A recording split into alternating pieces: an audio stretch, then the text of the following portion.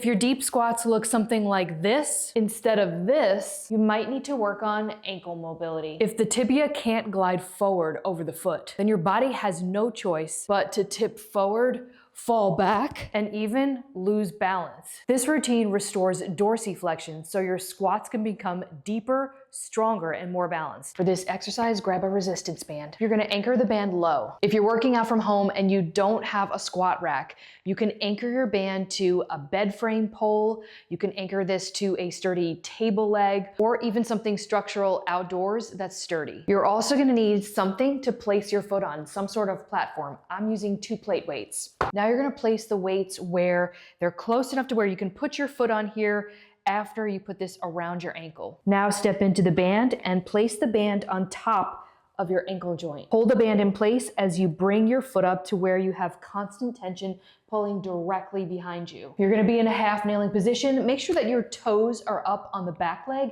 This gives you more stability. Keep your back straight. You're not leaning in like this, and also keep your hips square so you don't wanna be turning from the side. Now you're gonna come in, making sure that your heel does not lift. The band on top of the ankle joint actually helps prevent that, as well as being on this platform. You're gonna hold this for about 5 seconds, and then you're gonna come back. You're gonna do 2 sets of these, 8 to 10 reps of these per side. You wanna work on getting your knee past your toes without your heel lifting. This reduces joint block that limits forward knee travel. It restores posterior talar glide, which is essential for pain-free dorsiflexion. You'll have smoother step downs, lunges, and of course, squats. We already know that ankle mobility is required for things like deep squats. This exercise is going to improve that ankle mobility while also maintaining arch stability. For this next exercise, you're still gonna need a band, but you want it anchored slightly higher. The anchor point should be right about here. So it's gonna be past your ankle joint and also right under your knee. Now you're gonna be in that same half kneeling position, but you're gonna put the band right here. It's gonna be pulling directly behind you. Now you wanna make sure that you're in the proper stance. You wanna make sure that your foot is flat on the floor. You're gonna start out initially with your knee aligned in a straight line with your ankle. You're also gonna make sure that you're not twisting or turning, you're not leaning in like this, your back is straight. Now you're gonna push forward, hold a second, and then come back in.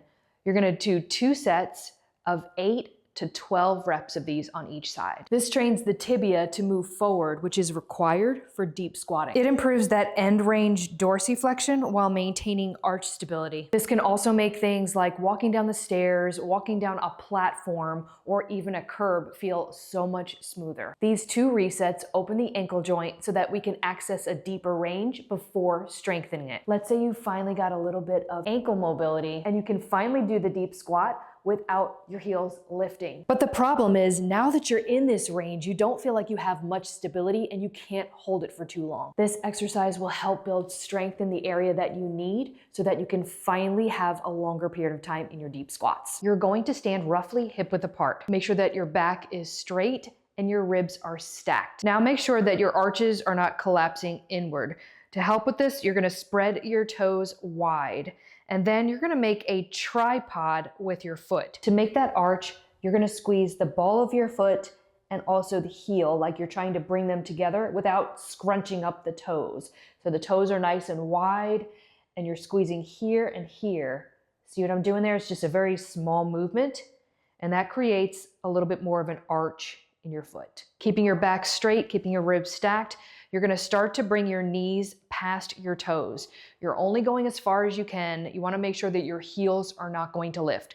Once you get into that position, that perfect position, as far as you can go, you're going to remain here for about 10, 15, and for more advanced, 25 seconds. You're going to be doing 2 to 3 rounds of these. You should feel this movement in your lower quads. You should feel this in your soleus and also your shins. This builds isometric stability in deep dorsiflexion, which is the exact position required for deep squats. This is gonna give you more stability in those ankles, so this way when you get to the bottom of your squat, you can stay here and not feel like you're gonna lose balance. Did you know that tight ankles can also be weak ankles? ankles. Ankle strength is used in everyday movements of things that we don't even think about.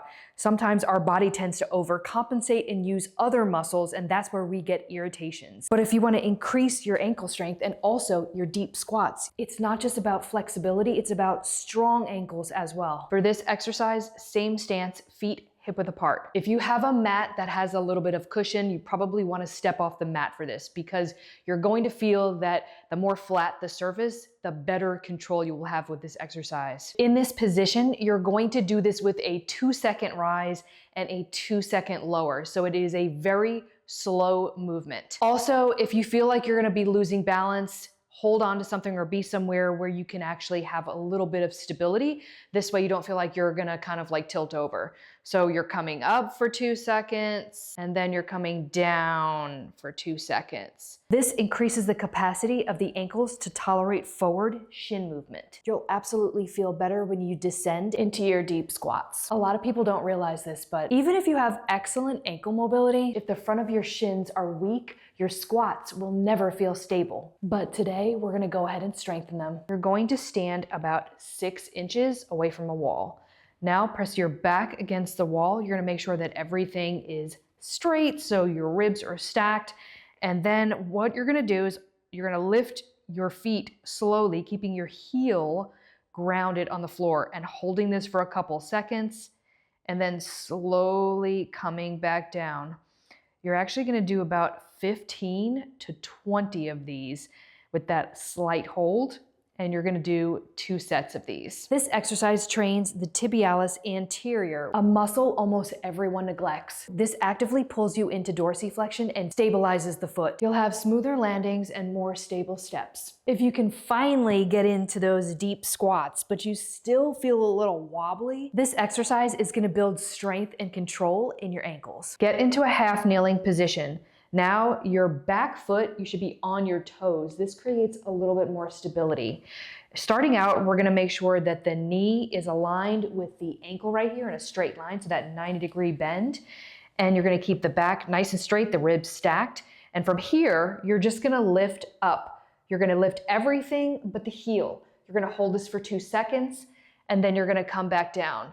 You're gonna do 2 sets on each side of about 8 to 10 reps of these. This exercise strengthens the end range of dorsiflexion. This is gonna be essential for when you're doing things like deep squats. When you get to the very bottom, you'll be able to actually hold yourself upright a lot easier. These strength exercises we just did lock in your new ankle mobility and also build stability for that forward knee travel. Here's a great way to train for the deep squat. This integrates your mobility into the full squat pattern. Now you're ready to work on a supported deep squat. If ankle mobility is all you have issues with, this should go really smoothly. So you're really just working on using this as something to keep you upright while you work on your ankle mobility.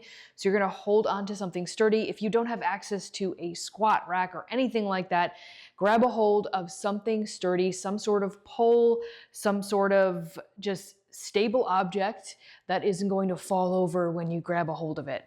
So you're gonna stand with your feet hip width apart. Your toes are gonna be out slightly, and you're basically just gonna walk your way down. You're not gonna allow your heels to lift. You're gonna allow your knees to go past your toes. Your knees are gonna be pointed roughly in the same direction as your toes. And you're just gonna stay down here for a little while. You don't have to worry about letting go. The point here is to gain control and strength at this end range.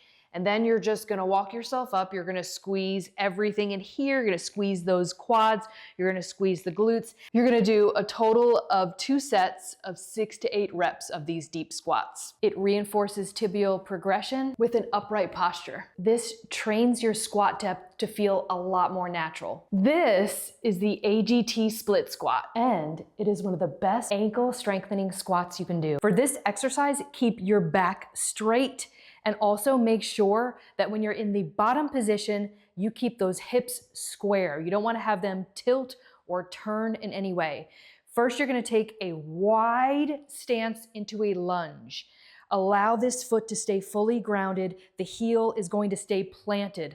Then you're gonna push through, straighten this leg just a little bit. There can be a slight bend in the knee. You're gonna hold this position and then you're gonna come back up. It's also very important that your knee does not cave in. You wanna keep it straight over your toes. Do 2 sets of 8 to 10 reps of these per side. This trains deep dorsiflexion in the ankle under load. Not only does it help with dorsiflexion, but it also helps create ankle strength. It expands range and also strength simultaneously. It exposes your ankles, knees, and hips to the exact joint angles required at the bottom of a squat. Do this if you want to gain more strength and control when walking down the stairs. I want you to pay close attention to where my back leg is positioned. This is not a normal lunge. You're going to take a slightly wider stance, but not as wide as a normal lunge. Come down with a straight back and allow your knee to go over your toe. You're going to stop in this position before your knee hits the ground. You're going to hold this and then you're gonna come back up. You also wanna make sure that this knee does not cave in. It's tracking directly over the toes. You're gonna do a total of 2 sets, 8 to 10 reps of these per side. If you want to improve sitting and then standing from low positions, ankle mobility, squat depth, and even overall strength and stability, try the counterweight squat. Now you're going to need something like a plate weight. You can use a dumbbell, although I find this is a little bit easier to hold during this movement. Now I do want to explain something. Everybody's squat stance is going to look different. Some of you might have a more narrow stance. Other people might be able to keep their toes more forward, more narrow, and even wider. You're gonna hold this right at your chest level, and then as you're coming down slow and controlled, you wanna push the weight out in front of you. You're gonna hold this position, and then you're gonna come up. You're gonna do a total of 2 sets of these, 6 to 8 reps. Holding a counterweight shifts your center of mass forward. This allows your knees to travel forward while your torso stays upright. This movement reduces balance demands so that way your ankles, your knees, and your hips can move through a full range together. That's the same coordination that you need when you sit down low, stand back up, and pick objects off the floor without feeling like you're gonna fall. These last functional movements turn your mobility and your strength into real squat depth. Limited ankle dorsiflexion is one of the biggest factors for not getting into deep squats. This is the first video in my deep squat series. I'll be covering 9 more of the most common factors when getting into a deep squat in this series. And as always, if this made you move better and feel better, please don't forget to share, subscribe, like, and also comment.